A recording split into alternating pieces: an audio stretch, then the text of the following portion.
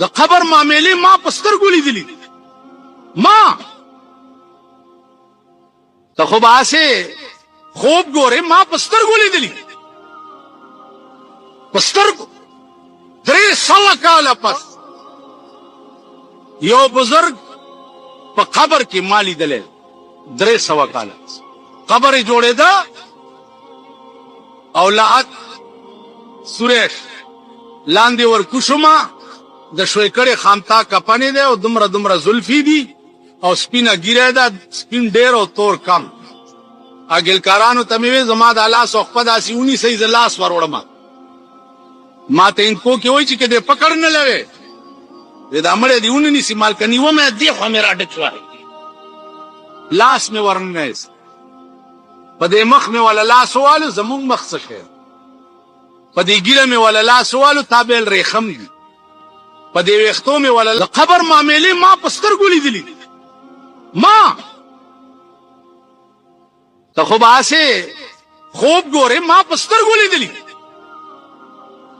پسترګو 300 کاله پس یو بزرگ په قبر کې مالی دلې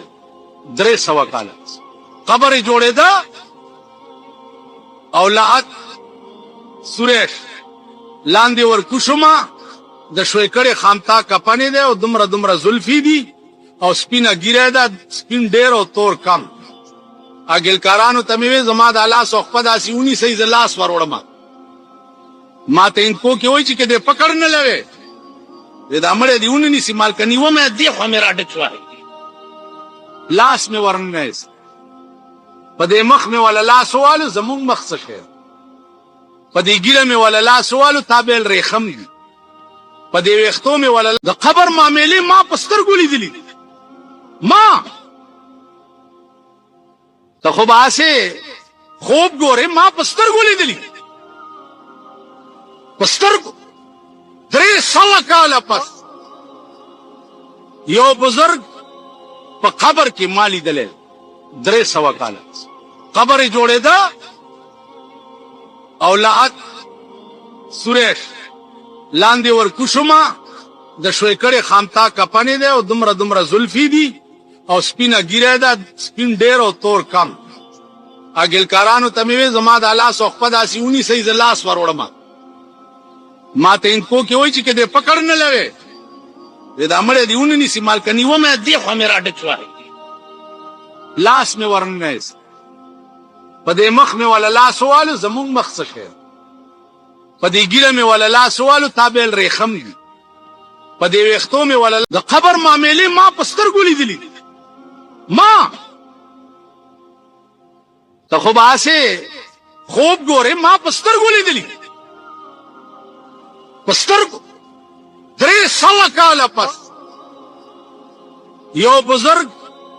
په قبر کې مالی دلې 300 کاله قبر جوړې ده اولاد سریش لاندې ور کوشما د شوي کړي خامتا کپنې ده او دمره زلفي دي او سپینا ګیره ده سپین ډېر او تور کم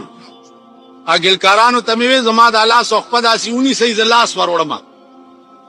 ما ته انکو کې وای چې کده پکړ نه لوي دا مړ دی ونی سي مال کني و مې دی خو مې راډ چوي لاس مې ورنګس په دې مخ مې ولا لاس والو زمون مخ څه شه په دې ګیره مې ولا لاس والو تابل ریخم دي په دې وختو مې ولا